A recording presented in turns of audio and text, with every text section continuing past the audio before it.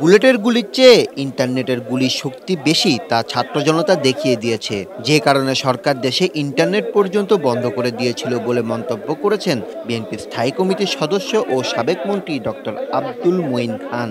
শনিবার দুপুরে নরসিংদীর চিনিশপুরে বৈষম্য বিরোধী ছাত্র আন্দোলনে নিহত স্কুল শিক্ষার্থী তাহমিদের কবর জিয়ারত শেষে সাংবাদিকদের এসব কথা বলেন তিনি।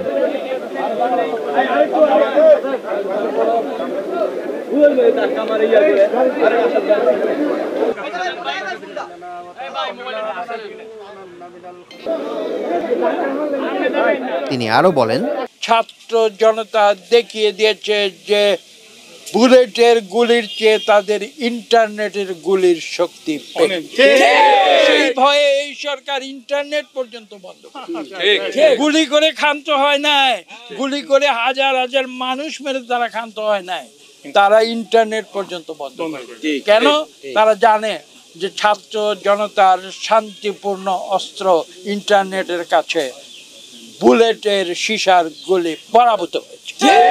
আমরা নতুন করে আমরা বাংলাদেশের নতুন প্রজন্মকে নিয়ে আমরা সামনের দিকে এগিয়ে যাব। আমরা দেশে গণতন্ত্র পুনঃপ্রতিষ্ঠা করব।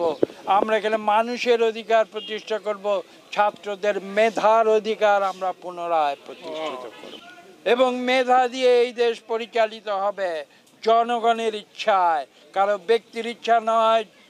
জঙ্গি জঙ্গলের আওয়ামী লীগের শাসনকে প্রতিহত করে এদেশে আমরা আইনের শাসন পুনরায় প্রতিষ্ঠিত করব এবং এদেশে লুটপাটের রাজনীতিকে প্রতিহত করে আমরা গ্রামীণ জনগণের উন্নয়নের রাজনীতি প্রতিষ্ঠিত করব।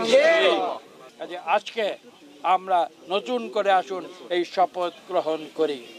আমরা বাংলাদেশকে যে আদর্শের জন্য বাংলাদেশের লক্ষ লক্ষ মানুষ মুক্তিযুদ্ধে জীবন দিয়েছিল, আজকে যে হাজার হাজার ছাত্র জনতা জীবন দিয়ে পুনরায় বাংলাদেশে গণতন্ত্র ফিরিয়ে এনেছে, এদেশ থেকে স্বৈরাচারী আওয়ামী শাসনকে বিতাড়িত করেছে, তাদের উদ্দেশ্যে শ্রদ্ধা জানাচ্ছি।